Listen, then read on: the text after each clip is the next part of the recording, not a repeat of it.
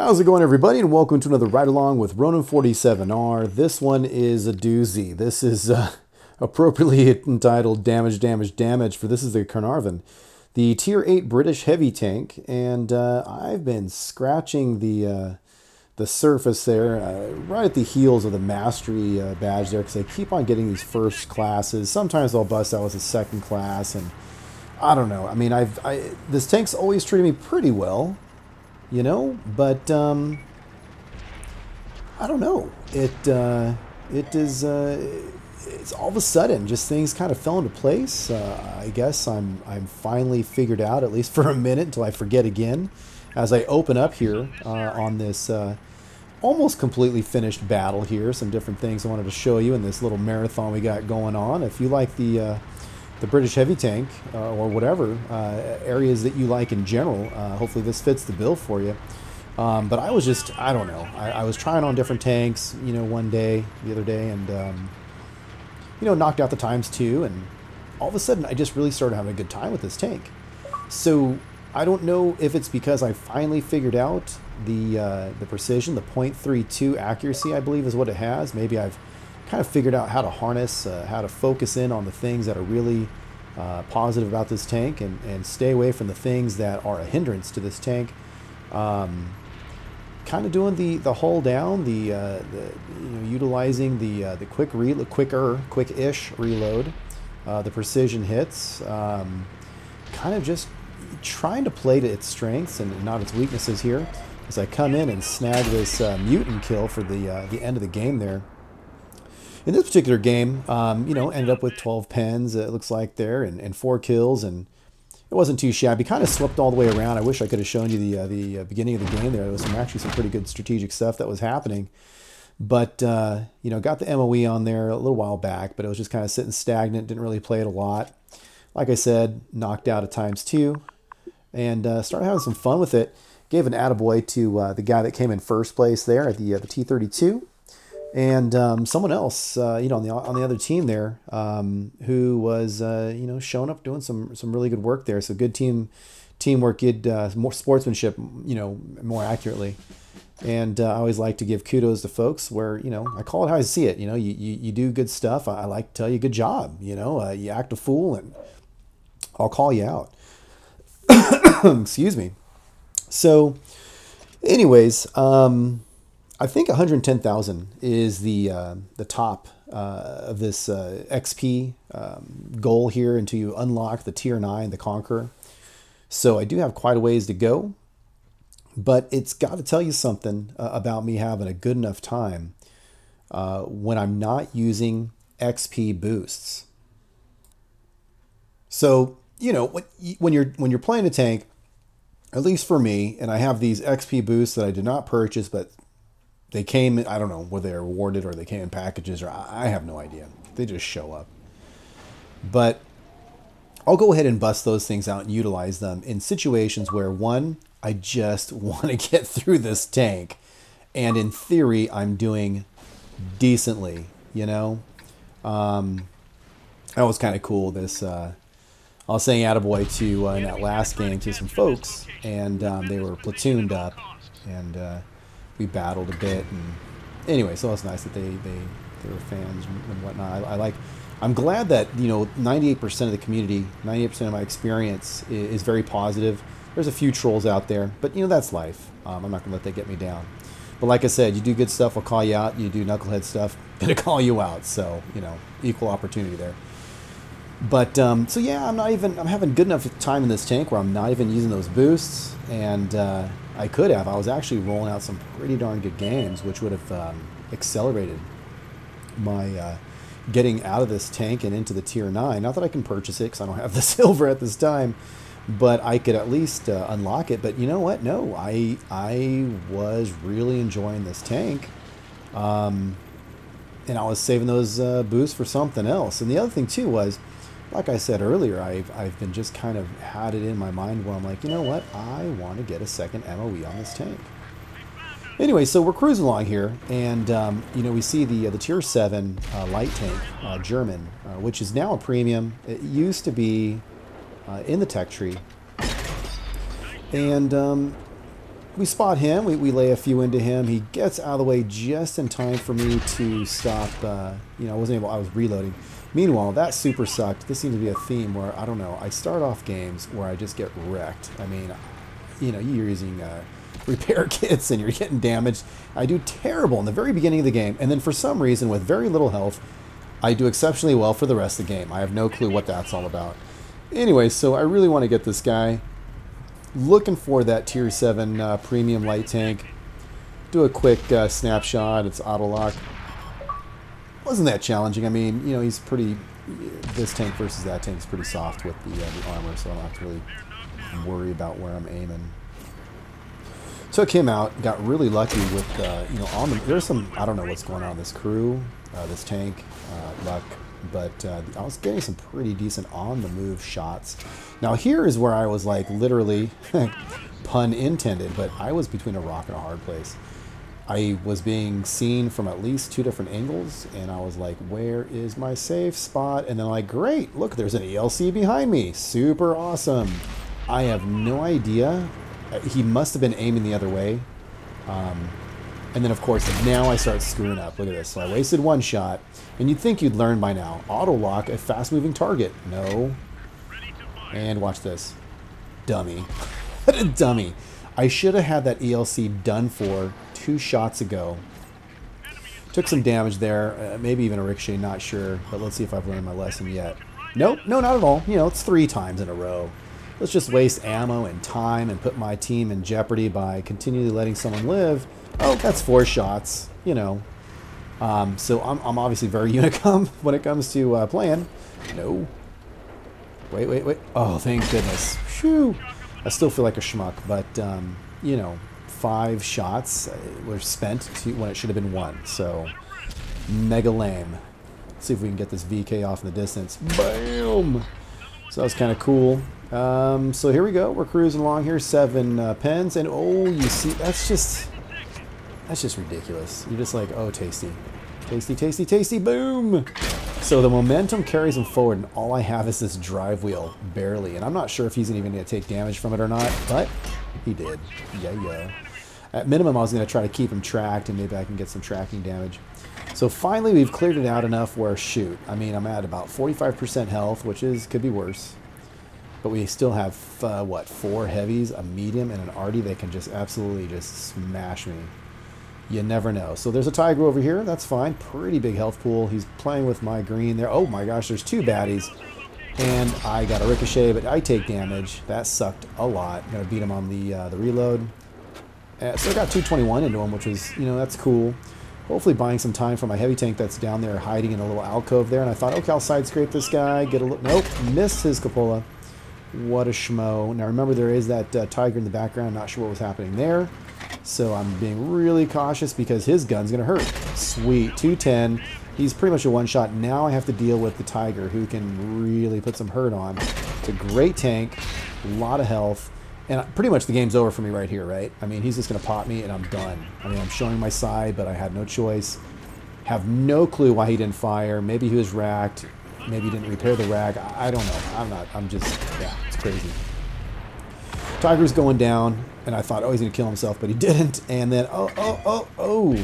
So took the guy on the outside, which happened to be the tiger. I was really hoping to take out the IS because he had a scarier gun.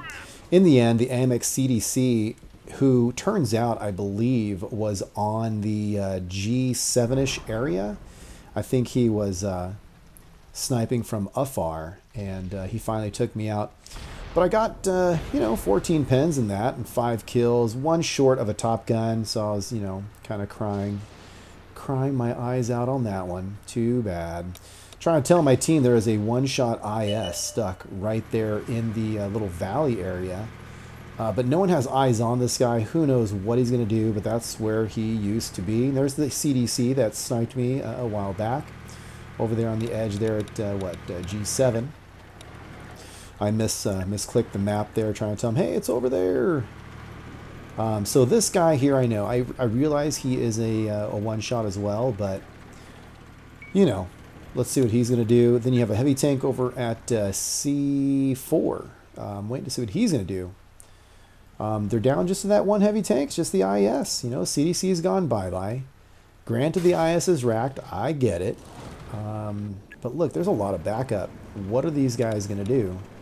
So now you see the IS has swung around. The enemy IS has swung around. And here we go, here we go. IS versus IS. What's going to happen? Bam. I don't know what RIS was doing. He was just going in circles. Anyways, yeah, so the game was over and he's like, whatever. And luckily the IS was taken out. So, you know, good little chunk of change there. Got a first class, and you can see I rose up to a 71 point whatever %. So I do have quite a ways to go, but, you know, I just had some time on my hands and was just grinding away, having a great time. Now, this map here, there's a YouTuber that I won't name because I don't want to embarrass him on accident. Not that he may or may not even care, but I don't want any judgment seeping through my, you know, whether it's appropriate, like it's honest, correct interpretation of my judgment or not. I overthink it. Yes, I do. But, you know, I kind of get it. You know, people sharing, you know, where your secret spots are and your techniques. Where do you draw the line, though? You know, if I'm YouTubing, I pretty much, I'm not doing secret squirrel stuff where, I don't know, I'm not going to tell, I'm only going to tell you some of my secrets, but not all of them. I don't know. I'm going to give you a review and leave out some important information. I don't know. I don't get it. It's pretty much either all or nothing, I guess. That's the way I kind of think about it. Anyways, so why am I talking about that? Well, because I've seen some videos where someone would say something like, well, I'm not going to tell you where I was when I was making this shot. But so on this map, it's pretty funny because when it first came out, I was clueless. Now I'm just like clue half. And, you know, you're scoping out all the angles. You're learning what works, what doesn't, what, you know, what works for what tanks, yada, yada, yada. What the flow of it is, what you find your enemies mostly doing, that sort of thing, your teammates. As it turns out, I really like playing the, well, pretty much where I'm at. The 4, 5, 6 line, I guess, is where it turns out I do a lot of my dancing. And knock on wood, it's been pretty successful. There's enough hills and valleys there where it just kind of works into my play style. All right, so we finally done some things. This is not a spectacular game by any means. There's a Burt, and I get him there, and I'm like, yeah, I'm going to go ahead and reload, and it's stolen. No, I'm just kidding. I don't believe in getting shots being stolen. And I've only have 7 pens. You know, we're absolutely doing well as a team, 8-4. And that guy's not going to have any fun with me. I'm not going to have any fun with him. Here's a super Pershing. Yikes, I'm in the open. He can really aim in on any part of my tank, even though I'm on the move, but he has everything to look at. I'm running for cover. I have, from the front, I have a little tiny spot on the super Pershing that I can take advantage of with this particular gun, and that would be the counterbalance weights on the roof of the turret on the super Pershing, which, from the super Pershing standpoint, it's on the top right-hand portion. They look like 2 cylinders next to each other. And that's the area that is, when all things being equal, is pretty much the only area you can pen the tank from the front. So it's a pretty robust tank, you know, Claymore-like in regards to enemy, you know, this front towards enemy. But I'll tell you what, you tilt your turret a little bit to the right or to the left. Oh, what an annoying sound. Not even my piece of equipment, so I can't even turn it off. In fact, I don't even know what that is. Anyways, it'll shut off soon. I think it's someone's tablet. But yeah, you know, you turn your turret one side or the other, and it is a problem for you in the super Pershing. So you got to really be conscious of that. Also, too, your hull. I mean, you really have to stay straight on. If you give any type of angle, your tracks don't really seem to eat it like they do in other tanks. They really seem to get messed up. So here we go. He rams him, and I take him for some damage. But then he gets ammo racked for the few points of health that he had left. Again, sorry about the recording there of someone's tablet going off. But man, I'll tell you what, if I can control everything, it would be a lot better. But guess what? I can't. And the last guy is killed, and so there you go. You only have 13 pens, which is decent, but by no means was that a stellar game. I mean, and on average, you know, it's great. It's good to go. You win. You felt like you participated. But when it comes to pursuing, I mean, look, 2,900 worth of damage was not too shabby, but second place and nothing to brag about as far as the class, the mastery level, if you will, badge. So here you go, double checking. Just, I don't know, I was just eyeballing that thing there. You got your 226 pen, 258 if you go premium, 110,000 for going up to the, unlocking the tier 9. And you can see how fast, well, at least in my mind, maybe you guys are super Unicum and you go up 10,000 in like 5 seconds, but I feel like I've gained a lot of XP in just a couple of games without any types of bonuses. And so, we carry on with this marathon on Redshire. It's a standard battle. And again, I just rolling through this thing. I can just taste it. It's, the first class badges are pretty easy to come by, air quotes, at least for me on this day. If I do badly, I get a second, but I wasn't really running into that problem a lot. And I just kept nipping on the heels of the raising my MOE just a little bit at a time. And just thinking, man, what do I have to do to get a mastery in this thing? Meanwhile, whenever I play this particular map, it depends on the tank and all those other things and tiers and who you're with and yada yada. But I've been kind of changing it up for myself. And, the old days, everyone played the 9-0 line. You pushed and pulled and it was tug of war and you tried to break through. Even with a heavy tank, I find that the flow now, I guess, what is the in vogue thing for you youngsters? The meta. So what I find that's, in fashion, I'm going to be a rebel and use different words, is that folks are doing a lot of movement. Yeah, they still work the 9-0 line. Yeah, they trickle through kind of in the 6-7 line, but there's a lot of fancy pants stuff that goes on in that G line, the G3-4 area. Way down in the JK, they kind of do try to attempt for some flanking and that sort of thing. So what I find is that it's a good fishing hole. Got to think about it. It's kind of appropriate. It's like, where are you going to go and throw your cast a line, because you're going to be copping a squat for a little bit and investing some time. And I find that this area seems to work out pretty well because more often than not, I am going to have shots all the way to the east, in the 8-9, 0 line-ish. You can see folks poking around the southern hills and the G line. Depending on your positionality, you can sometimes grab some guys in the 5-6 line there, right in the center. I can see two guys going north there. But I got some ants in my pants on this one. I said, you know what? I am going to take what I've been learning, or observing, I should say, recently, and I'm going to go ahead and really push the limit. This is either going to be one of those go big or go home, and so here I am. I'm going to attempt to not reveal myself because I want them to push forward as much as they can to bite off more than they can chew before I reveal myself. Obviously, I'm now showing up, but you had some guys poking the heel towards our friends there. And I'm trying to make them be really concerned with dealing guys that are close and in front of them or being sniped at from the rear. So that is an excellent thing to have to give the enemy that type of problem to think about. So there's a prototype, a T-28 prototype out there. And watch this. Boom. Right? Now I am currently hidden. Yay. I'm going to go ahead and throw another one out there. Nope, he has moved, and there he is. He reappears, so he scooted backwards downhill pretty quickly. Looks like he's looking backwards. Nailed another one into him. You got the STI, you've got the WZ. He's moving south. He's getting out of dodge. Boom, took out a big gun on their team. This guy's heavily armed, but now he is by himself on that hill. And so I'm really helping out my guys, not so much in the world of damage, but this guy has issues to deal with. Yes, I'm nitpicking him now for like 440-ish points between the two shots, but the point is he's spending time driving. He's not spending time thinking about positioning to put his gun into play. He's not taking hits on my teammates. So it's really a positive thing that I'm helping to influence at this time. Now we have what I believe was a light tank, if my eyes did not deceive me, kind of sweeping around and being kind of cautious because you know what? Some of these guys have better eyes than I have.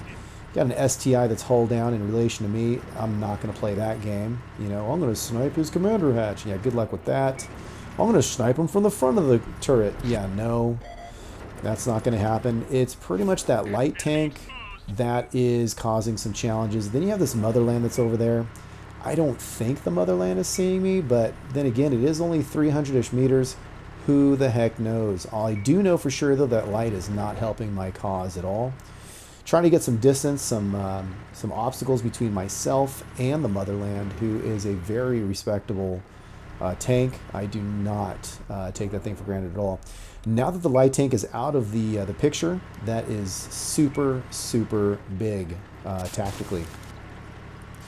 All right, now I have a choice. I don't know where the motherland is. Pretty much it's just the STI as far as I know. So once again, I'm going to flip the coin, do a little gambling, and run really fast over here and hope nobody's looking my way and going to pop me, because to go the fastest, you're going to go at a 90-degree angle to the enemy. However, the danger in that is that you are broadside, and again, being 90 degree to your enemy, it gives them the best chance to pen your armor and the largest target. So it's like a double whammy against you. But, you know, that's life. You know, nothing is for free. So here we have the motherland off in the distance. Kaboom! And that troll armor did not allow me to pen it. So I switched to premium and decided to just throw it away. Because who doesn't love just throwing away money? That's just the best. This game could go either way. It's 8-8. Our team's looking pretty good as far as they are grouped up, which is nice, but then they can get flanked because no one's watching the flank. No blame there, but it is what it is. Not sure how this team's going to unfold this and play it out. All right, so there you go. Motherland has made it all the way back there. Boom, got him for 196. Not too happy about that roll. Nice hold down position here with this tank, and you can see there that I did bounce it off the turret when he fired at me. All right, Motherland is out, and now we have a Tiger that can do some good snipage up there, but I don't have a clear shot on him. Someone did take some damage off him just now, and the STI, I believe, is still down below. I'm being seen, but I don't think it was the Tiger necessarily. I think it's the IS-3. Crap, because that is a pretty vicious gun. And boom, I just got hit from the left. Wanted to make it count, and so I did pause for just a minute and take a shot at him. And he, oh, okay, so good. We've exchanged some bounces. He is currently one shot. I'm going to be hold down in a minute. Trying to get him on the shoulder there, which is a good spot to hit an IS-3 from this angle, or, never mind, he's now dead. Now you got the Tiger out here, and you can see I got lost in my ammo, and it was just shooting premium when I didn't even really want to, because I was just so focused in on the battle. STI could be down, I do not recall, so I'm trying to sneak forward to see if he is currently dead or not. Hindsight says you should have just looked at the map to answer the question, just like I did now, instead of wasting time and putting yourself at risk by driving the way you did. So there we see the STI was alive, and yet now we also see where he is. I don't want to push it because there's Mr. Tiger who's repositioned, and you're welcome. So there you go. That was actually a really nice roll for this gun, and you're welcome. So there you go. Give him a little gift in the chest, and I'm like, wait a minute. It's like a boss level. It's like, didn't I just kill this boss on this level? So here we go. Another IS-3. I was actually pretty surprised that I connected. I shouldn't say connected. I actually penned at that angle. I'm really surprised it didn't ricochet up, but I'll take it. So now we're down to 2 tanks. We got 1 medium up north of my position, and then it's just the little old IS-3 and me, all by our lonesome, mano a mano, down below here on the K line. Now, one of the things that's to my advantage is I am hull down, and the tank that I have here it's a good thing to D, and it has great gun depression, you know what I mean? So you have the IS-3 who's super duper strong as far as hitting, you know, the alpha, but he's not as accurate, and he is has some gun depression challenges. Now, what I'm doing right now, kids, is I'm trying to hit the, well, some people call it the, oh crap, what is it called? Moonroof? No, sunroof is what some people call it, and it's basically an access door, if you will, a hatch. I don't know the proper terminology. That's up there, and it has a little vulnerability. And I thought, you know what I'm going to do is I'm going to go for the sure thing, which is, as you can see, was one side or the other of the pike nose based on your position in relation to the target. And when I saw that he ricocheted, I thought to myself, okay, calculate in your head reload time so you can get this thing done. Boom, ricocheted, not cool. Why are you doing that to me? So now he's going to have some gun depression challenges there, so I'm going to push forward. He's got a friend bothering him from the back. He's turning his gun a bit. He's turning it back. Ay, ay, ay, and it ricocheted because I hit the wrong side of the hull. Not on purpose, but just because when he was going in reverse, he then, you know, he was moving across my screen, and so his panel switched from one side to the other. And anyways, that sucked. So there is a first class. There you go. Came in first place, and now it's over 3,000 damage. And you're kind of getting a feel for how much damage you need to do to get a first class. So if I'm going to throw out the number 3,000, plus or minus a few, and you're good to go as far as that's concerned. Anyways, I hope you guys enjoyed the Caernarvon. I'm really enjoying it. It's really cool. I'm going to be showing some more vids on it later, mixing it up with some other tanks. And, you know, it was a fun little marathon that I don't normally do that, but I just wanted to share it with you because it was a good ride for me, and I hope it was a good ride for you. Again, another example of some good sportsmanship. I like throwing it out, they throw it back, and that's the kind of cool people I like to run into on this game that I like so much. All right, guys, you take it easy, and I will catch you later. Now, where did my crew go off to? Oh, I see. There they are. Okay, girls, tell them who they are if they're receiving this transmission. You are one of the 47 Ronin. Thanks for watching. I'll catch you later.